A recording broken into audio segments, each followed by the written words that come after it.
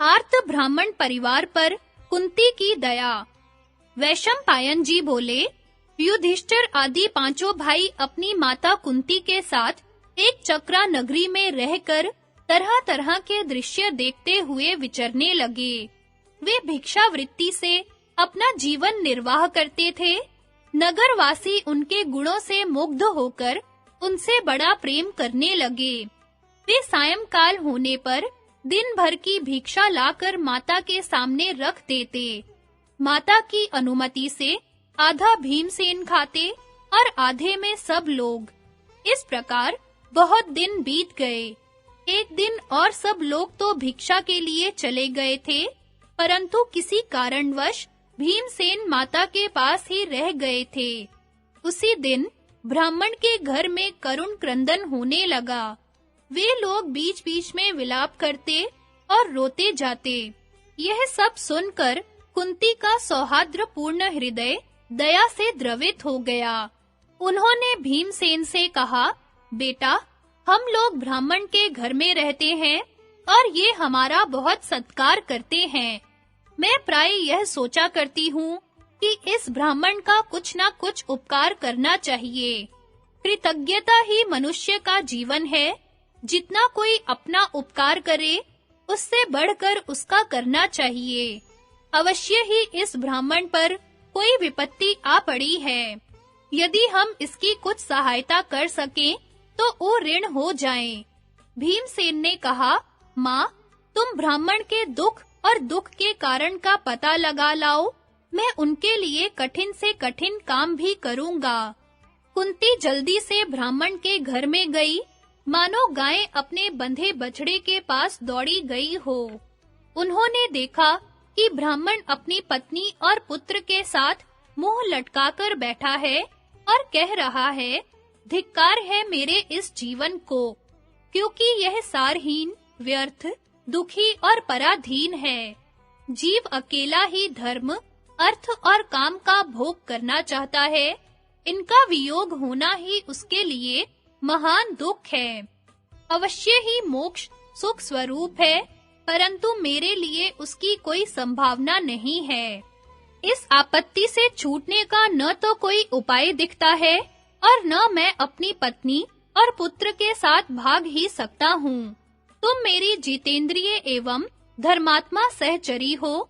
देवताओं ने तुम्हें मेरी सखी और सहारा बना दिया है। मैंने मंत्र पढ़कर तुमसे विवाह किया है। तुम कुलीन, शीलवती और बच्चों की माँ हो। तुम सती साध्वी और मेरी हितैषिणी हो। राक्षस से अपने जीवन की रक्षा के लिए मैं तुम्हें उसके पास नहीं भेज सकता। पति की बात सुनकर ब्राह्मणी ने कहा, स्वामिन, आप साधारण मनुष्य के समान शोक क्यों कर रहे हैं? एक ना एक दिन सभी मनुष्यों को मरना ही पड़ता है। फिर इस अवश्यम भावी बात के लिए शोक क्यों किया जाए?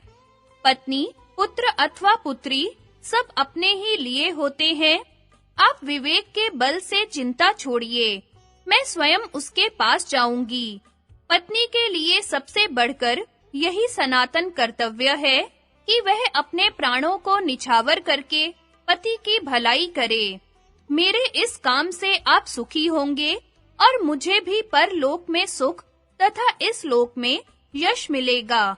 मैं आपके धर्म और लाभ की बात कहती हूँ। जिस उद्देश्य से विवाह किया जाता है, वह अब पूरा हो चुका।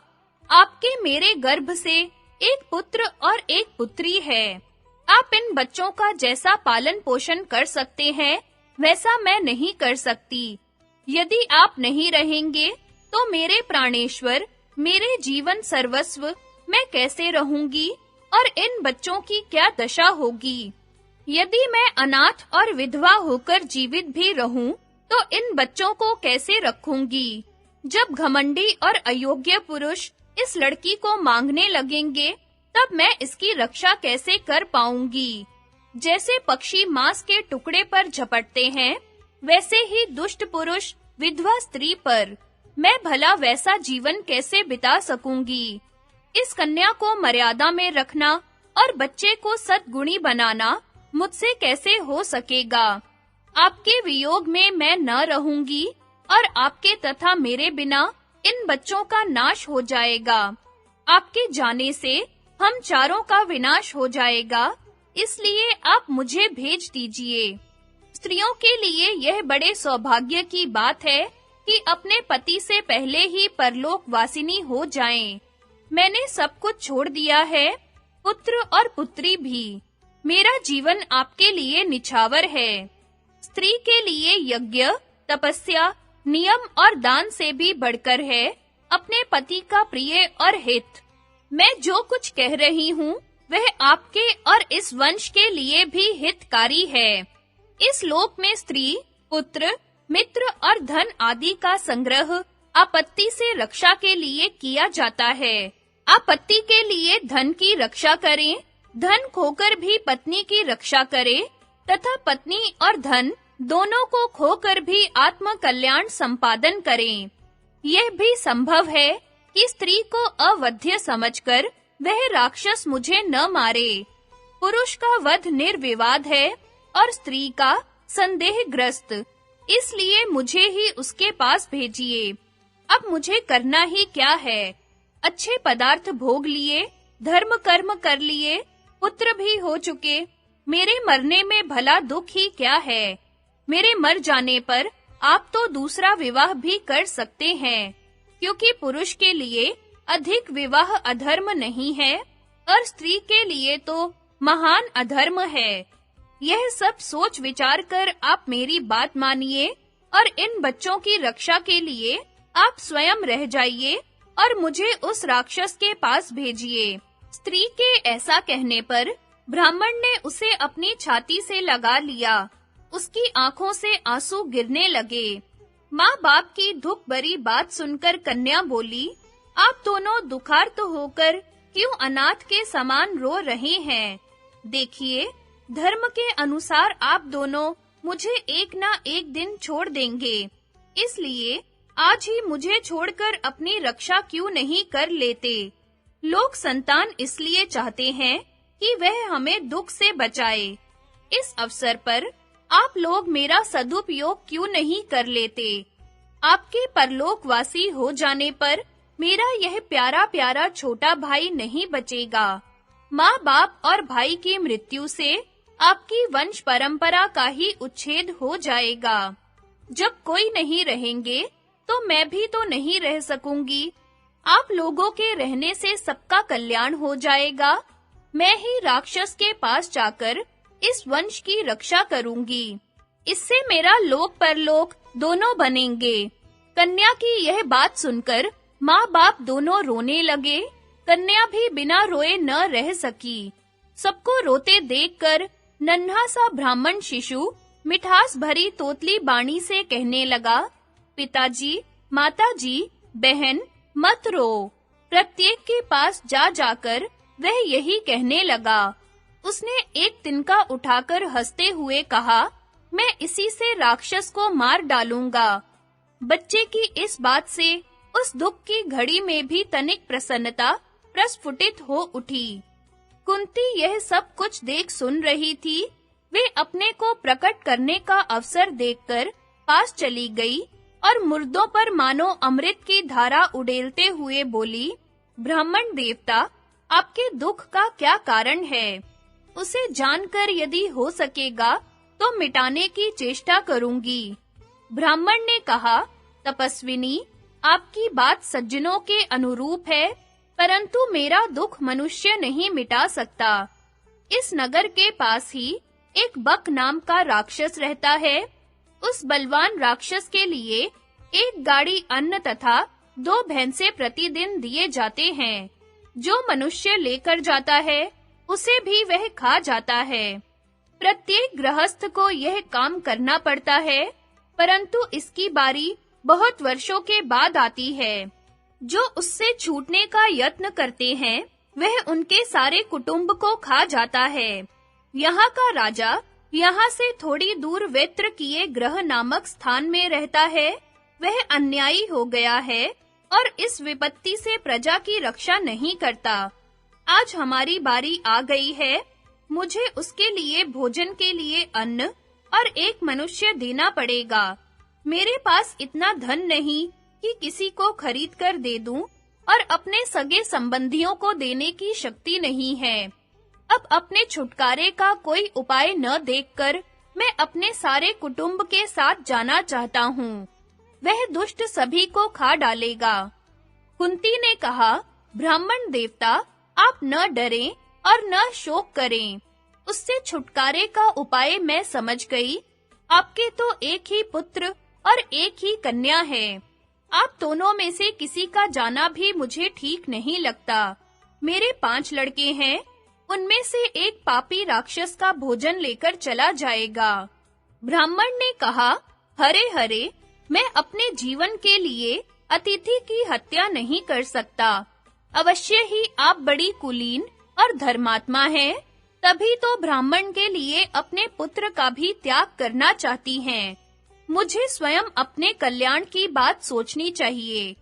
आत्मवध और ब्राह्मण वध के विकल्प में मुझे तो आत्मवध ही श्रेयस्कर जान पड़ता है। ब्रह्म हत्या का तो कोई प्रायश्चित नहीं। अनजान में भी ब्रह्म हत्या करने की अपेक्षा अपने को नष्ट कर देना उत्तम है। मैं अपने आप तो मरना चाहता नहीं, दूसरा कोई मुझे मार डालता है तो इसका पाप मुझे नहीं लगेगा। चाहे कोई भी हो जो अपने घर आया, शरण में आया, जिसने रक्षा की, याचना की, उसे मरवा डालना बड़ी नृशंसता है। आपत्ति काल में भी निंदित और क्रूर कर्म नहीं करना चाहिए। मैं स्वयं अपनी पत्नी के साथ मर जाऊं, यह श्रेष्ठ है, परंतु ब्राह्मण वध की बात तो मैं सोच भी नहीं सकता। कुंती ने कहा, ब्राह्मण, मेरा भी यह दृढ़ निश्चय है कि ब्राह्मण की रक्षा करनी चाहिए। मैं भी अपने पुत्र का अनिष्ट नहीं चाहती हूँ, परंतु बात यह है कि राक्षस मेरे बलवान, मंत्र सिद्ध और तेजस्वी पुत्र का अनिष्ट नहीं कर सकता। वह राक्षस को भोजन पहुंचाकर भी अपने को छुड़ा लेगा, ऐसा मेरा दृढ़ निश्चय है। अब तक न जाने कितने बलवान और विशालकाय राक्षस इसके हाथों मारे गए हैं। एक बात है, इसकी सूचना आप किसी को न दें, क्योंकि लोग यह विद्या जानने के लिए मेरे पुत्रों को तंग करेंगे। कुंती की बात से ब्राह्मण परिवार को बड़ी प्रसन्नता हुई। कुंती ने ब्राह्मण के साथ जाकर भीमसेन से कहा कि तुम यह काम कर दो। भीमसेन ने बड़ी प्रसन्नता के साथ माता की बात स्वीकार कर ली। जिस समय भीमसेन ने वह काम करने की प्रतिज्ञा की, उसी समय युधिष्ठिर आदि भिक्षा लेकर लौटे। युधिष्ठिर ने भीमसेन के आकार से ही सब कुछ समझ लिया। उन्होंने एकांत में बैठकर अपनी माता से पूछा, माँ, भीमसेन क्या करना चाहते हैं? यह उनकी स्वतंत्र इच्छा है या आपकी आज्ञा? कुंती बोली, मेरी आज्ञा। युधिष्ठिर ने कहा, माँ, आपने दूसरों के लिए अपने पुत्र को संकट में डालकर बड़े साहस का काम किया है। कुंती ने कहा, बेटा, भीमसेन की चिंता मत करो, मैंने विचार की कमी से ऐसा नहीं किया है। हम लोग यहाँ इस ब्राह्मण के घर में आराम से रहते हैं, उससे ऋण होने का यही उपाय है। मनुष्य जीवन की सफलता इसी में है कि वह कभी उपकारी के उपकार को न भूले, उसके उपकार से भी बढ़कर उसका उपकार कर दे। भीमसेन पर मेरा विश्वास है। पैदा होते ही वह मेरी गोद से गिरा था। उसके शरीर से टकराकर चट्टान चूर-चूर हो गई। मेरा निश्चय विशुद्ध धार्मिक है। इससे प्रत्युपकार तो होगा ही, धर्म भी होगा। युधिष्ठिर बोले, माता, आपने जो कुछ समझ बूझकर किया है, वह सब उचित है। अवश्य ही भीमसेन राक्षस को मार डालेंगे, क्योंकि आपके हृदय में ब्राह्मण की रक्षा के लिए विशुद्ध धर्म भाव है।